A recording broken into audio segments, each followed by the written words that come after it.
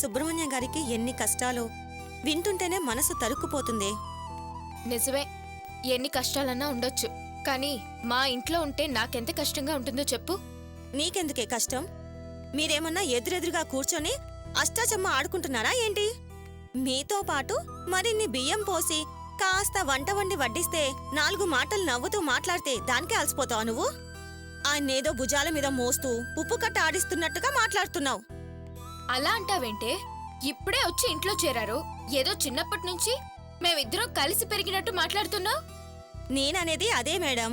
వచ్చి ఒక్కరోజు కాలేదు, అప్పుడే రెక్కలొచ్చినట్టు అలా మాట్లాడుతున్నావేం? మొత్తానికి ఎలాగాలాగో మీ ఇంటికి వచ్చేశారు. అంతా నీ చేతుల్లోనే ఉంది. ఆ అదృష్టానికి మురిసిపోవే. ఏంటే పెట్టకారవా? అతను మా ఇంట్లో ఉంటున్నట్టు నలుగురికి తెలిస్తే మా పరువు ఏమవుతుంది? నిన్ను మాట అడుగుతాను, కానీ ఏమీ అనుకోకూడదు. ఏంటది? సుబ్రహ్మణ్యం గారిని ఈ ఇంట్లో ఉండటం కుదరదు, వెళ్ళిపోమని మీ నాన్నగారంటే అప్పుడు నువ్వే కదా ఆయన్ని ఉండని అని మీ నాన్నగారితో చెప్పావు. అలా అన్నావు అంటే ఆయన మీద ఏదో సాఫ్ట్ కార్నర్ ఉన్నట్టే కదా, లేకపోతే అలా అన్నావు కదా. సాఫ్టు లేదు, కారణము లేదు. అప్పుడు అలా అనాల్సి వచ్చిందంతే. అంతా యాంత్రికం. ఓహో, ఇప్పుడు ప్రేమకు బదులు దాన్ని తెలుగులో యాంత్రికం అంటున్నారా? ఏంటే, ఇంట్లో నాన్నమ్మ నస భరించలేక ఇక్కడికొస్తే నువ్వో పెద్ద నాన్నమ్మలాగా మాట్లాడతావేంటి? నువ్విక్కడికి రావటానికి కారణం నానమ్మ కాదు, అలాగే సుబ్రహ్మణ్యం గారు మీ ఇంటికి రావటానికి పోలీసులు కారణం కాదు. కేవలం ప్రేమ. ప్రేమకి ఇద్దరిని కలపగల శక్తుందే. ఊరికే పెద్ద తెలిసిన దానిలా లవ్వు లవ్వని డైలాగులు చెప్పకే. మనకు తెలిసిన వాళ్ళకి ఏదన్నా ఇబ్బంది కలిగితే అయ్యో పాప అని అంటాం. అలాగే ఇది అంతే. అయితే నీకు సుబ్రహ్మణ్యం గారి మీదున్నది కేవలం అయ్యో పాపం అనే జాలి మాత్రమేనా? అవును. గుడ్. చాలా చక్కగా అబద్ధం ఆడుతున్నావే. అంతకన్నా చాలా చక్కటి అభినయం చూపిస్తున్నావే. చాలా గొప్పగా డ్రామా ప్లే చేస్తున్నావు. ఇదంతా మమ్మల్ని నమ్మమంటావు, అంతే కదా? నువ్వేవైనా అనుకోవే, అతనికి నాకు ఏ విధమైన సంబంధము లేదు. కేవలం మా నాన్నకి తెలిసిన వాడిగా మా ఇంట్లో ఉంటున్నాడు, అంతే. అసలు సుబ్రహ్మణ్యం గారి గురించి నీ మనసులో నువ్వేమనుకుంటున్నావే? దీపా ప్లీజ్, నే మనశ్శాంతి కోరి గుడికొచ్చాను. నన్ను డిస్టర్బ్ చేయకు. కాస్త ప్రశాంతంగా ఉండనివ్వు. ఎవరి మనశ్శాంతి కోసం వెళ్తున్నావు? నీ మనశ్శాంతికా లేక సుబ్రహ్మణ్యం గారి మనశ్శాంతి కోసమా? అవును.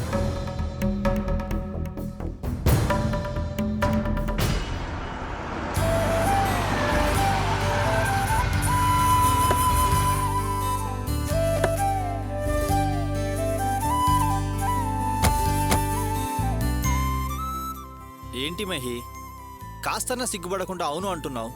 కాబోయే పెళ్లి కూతురు కాబోయే భర్త గురించి మాట్లాడేటప్పుడు కాస్త సిగ్గుపడాలి కదా. నువ్వదేం లేకుండా సుబ్రహ్మణ్యం కోసం గుడికి వచ్చానని ధైర్యంగా చెప్తున్నావు. ఇందులో సిగ్గుపడాల్సిందే ఉంది. ఆయనకి మంచి జరగాలని కోరుకోవాల్సింది నేనే కదా. ఆ తర్వాత ఏమైంది? సుబ్రహ్మణ్యం గారి మీద పోలీస్ కేసులు చాలా ఉన్నాయట. నవగ్రహాలకి పూజ చేసి పసుపు తాడు చేతికి కట్టుకుంటే ప్రాబ్లం సాల్వ్ అవుతాయని చెప్పారు. ఎవరు? ఆ దేవుడు చెప్పాడా? లేదు, నా ఫ్రెండ్ బుక్లో చదివి చెప్పింది. ఫోన్లో చెప్పారు, రేడియోలో విన్నాను, టీవీలో చూశాను అని ఇలాంటివన్నీ చేస్తావా? నువ్వు చదువుకున్న దానివే కదా. ఎంత చదివితే మాత్రం మొహం చూడగలం గాని మనసుని ప్రాణాన్ని చూడగలవా? భగవంతుడా, నా వల్ల కావడం లేదు, రక్షించు అనే సమయం ప్రతి ఒక్కరికి వస్తుంది. మనం చేయగలిగే శక్తి లేనప్పుడు దేవుణ్ణేగా వేడుకుంటాం. నా నమ్మకం ప్రకారం సుబ్రహ్మణ్యం గారి కష్టాలన్నీ ఆ దేవుడే తీరుస్తాడు. ఓరి భగవంతుడా, ఈ చిన్న విషయం తెలియక చాలామంది పాపం లాయర్ల దగ్గరికి వెళ్తున్నారే. బుద్ధి లేక డబ్బులు తగిలేసుకొని రోడ్డున పడుతున్నారే అమాయకులు. నువ్వు చెప్పిన ప్రకారం అయితే ఒక పువ్వు, పండు, కొబ్బరికాయ చాలు కేసులోంచి బయటపడడానికి. అలాగా? మరి దేవుడి దర్శనం కోసం అతను గుడికి వస్తే పోలీసులకు దొరికిపోయే ఛాన్స్ ఉంది కదా. దీపా, దేవుడి విషయంలో వేళాకోళంగా మాట్లాడుకో. అది నేను సుబ్రహ్మణ్యం కోసం గుడికి వచ్చినప్పుడు అలా మాట్లాడితే నేను భరించలేను.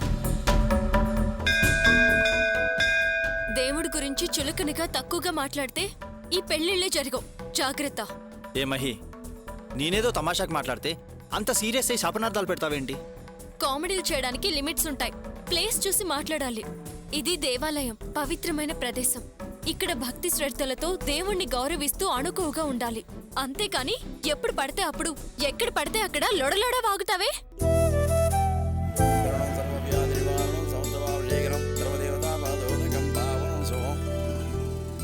చెప్పడమ్మా, ఎవరి పేరు మీద అర్చన చేయించమంటారు? సుబ్రహ్మణ్యం. గోత్రోద్భవస్య అశ్విని నక్షత్రస్య సౌర్వణ్యనామదేశ్య సర్వమంగళం మాంగళ్యే శివే సర్వార్థ సాధకే త్రయంబకే దేవి నారాయణి నమస్తుతే. హారం తీసుకోండి అమ్మా. అకారోక్షణం సర్వవ్యాధి నివారణం సంస్థాభిషేకరం సర్వదేవతా పాదోదకం. ఆయుష్మాన్ భవ, దీర్ఘాయుష్మాన్ భవ, సర్వాభీష్టఫలసిద్ధిరస్తు, సమస్త సమ్మంగళాని భవంతు. సర్వాభీష్టఫలసిద్ధిరస్తు, సమస్త సమ్మంగళాని భవంతు. పద.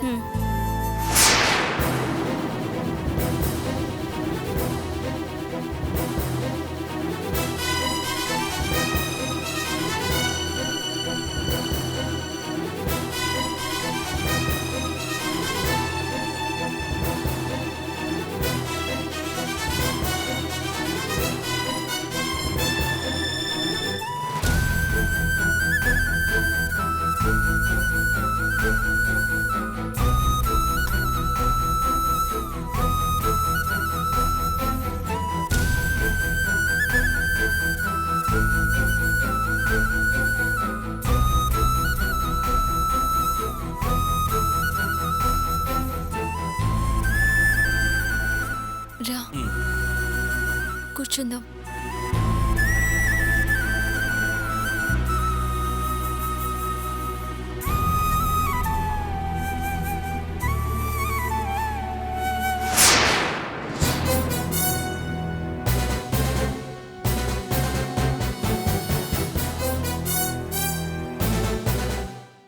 వెళ్దామా? పద.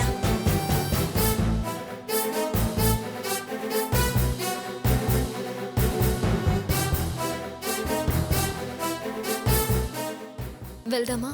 పద.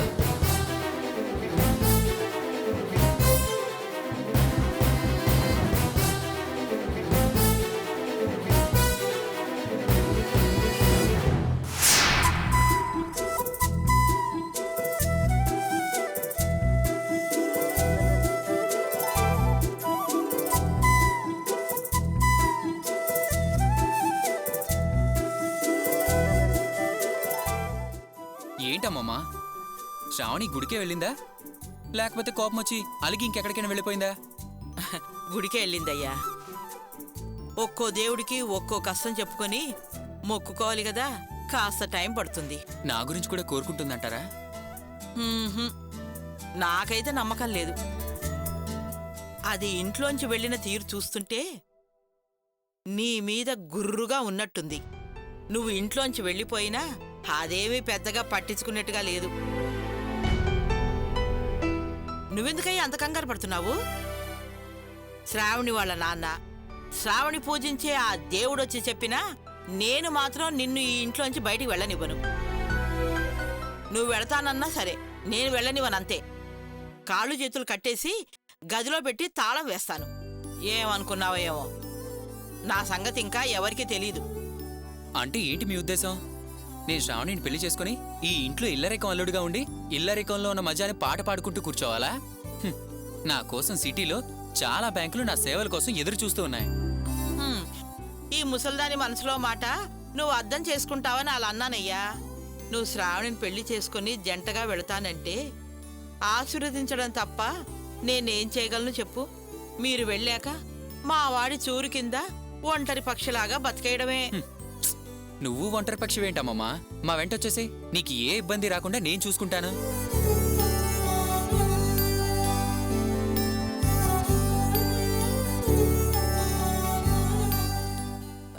సుబ్రహ్మణ్యం, అటు వెళ్ళవయ్యా. ఏమైందమ్మమ్మా? పోలీసులు వస్తున్నారా ఏంటి? శ్రావణి వస్తోంది. బాలేదాని అమ్మమ్మ. శ్రావణియా? ఆవిడ పెద్ద మిలిటరీ ఆఫీసరా, చూడగానే ఉనికిపోవడానికి. అది కాదయ్యా, నువ్వు నేను ఇలా మాట్లాడుకోవడం అది చూస్తే దానికి మళ్ళీ కోపం వస్తుందయ్యా.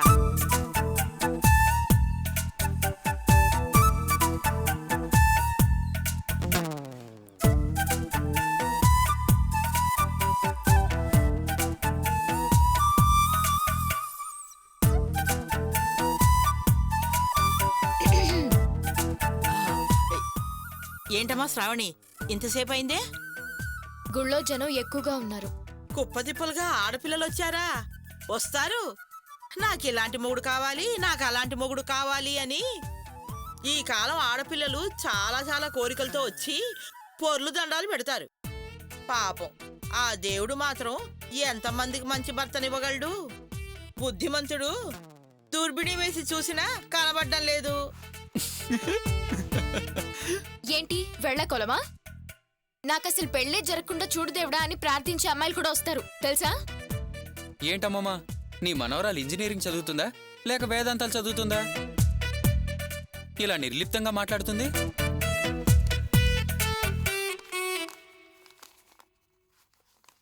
ఇదిగో ఏంటిది? గుళ్ళో కుంకుమ.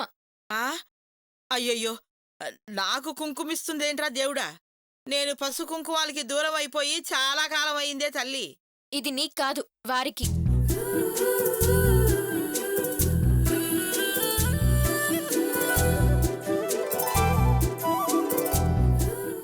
ఇదిగో సుబ్రహ్మణ్యం, నీకోసం దేవుడు కుంకుమ తీసుకొచ్చింది, తీసుకో. అంతా మనం అనుకున్నది అనుకున్నట్టుగానే సవ్యంగా జరుగుతోంది. ఏమనుకున్నారు? ఆ సీక్రెట్స్ బయట పెట్టే వాళ్ళకి, సిగరెట్ తాగే పక్కనున్న వాళ్ళకి క్యాన్సర్ వస్తుందట. అందుకే నేను చెప్పదలుచుకోలేదు.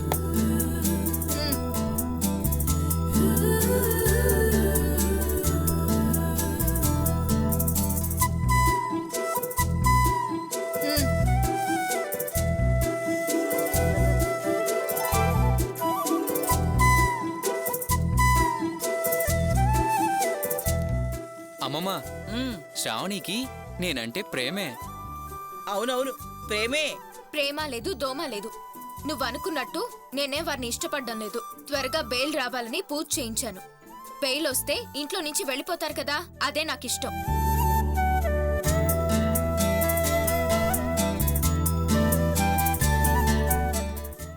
శ్రావణి, ఒక్క నిమిషం. ఇప్పుడు నేనున్న పరిస్థితుల్లో ఎక్కడ ఉండలేనని తెలుసు. బయట నాకెన్నో సమస్యలున్నాయి, ఎన్నో పనులున్నాయి. అయినా వాటన్నిటిని పక్కన పెట్టి ఇక్కడికి రావడానికి కారణం ఏంటో తెలుసా? నేనేదో పోలీసులకు భయపడి ఇక్కడికొచ్చి దాక్కుంటున్నాను అనుకుంటున్నావా? కాదు.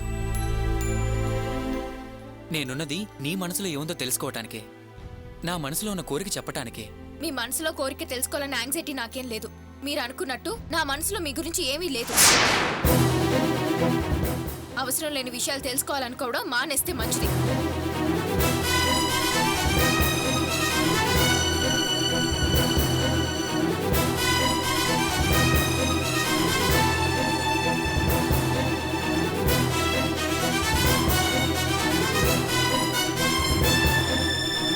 ఇదేంటయ్యా, అలా మొహమాటం లేకుండా ఇష్టం లేదు అని చెప్పేసి వెళ్ళిపోయింది. ఇది నీకు? అమ్మమ్మ, ఆమె అందమైన అబద్ధం చెప్తుంది. మాటల్లో ఇష్టం లేదంటూనే కళ్ళతో ఎంత ఇష్టమో చెప్పింది. ఆ కళ్ళల్లో నా మీద ఎంత ప్రేమ ఉందో నేను అర్థం చేసుకున్నాను.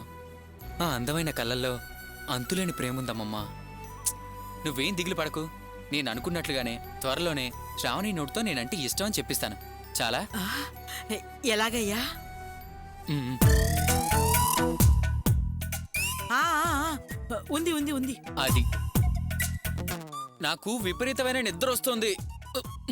నేనెళ్ళి పడుకుంటున్నాను. వస్తా.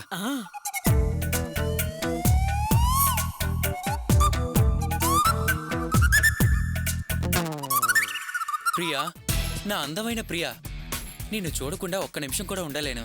నీతో మాట్లాడకుండా అస్సలు ఉండలేను. నిన్ను తప్ప నాకింకొకళ్ళ మొహం చూడటానికి కూడా మనసు రాదు ప్రియా. నా హృదయం నీకు మాత్రమే అంకితం.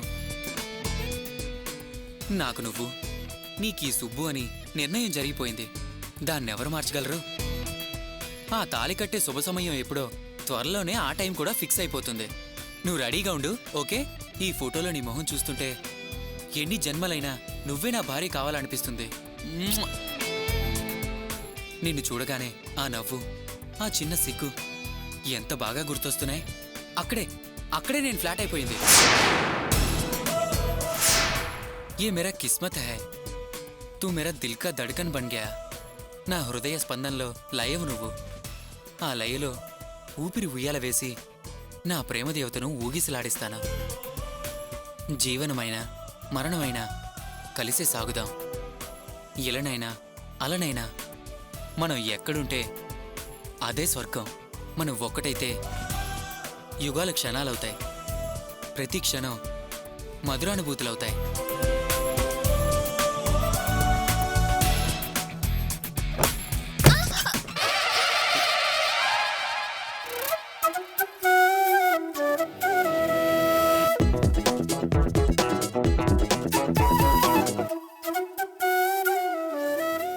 ఏంటి?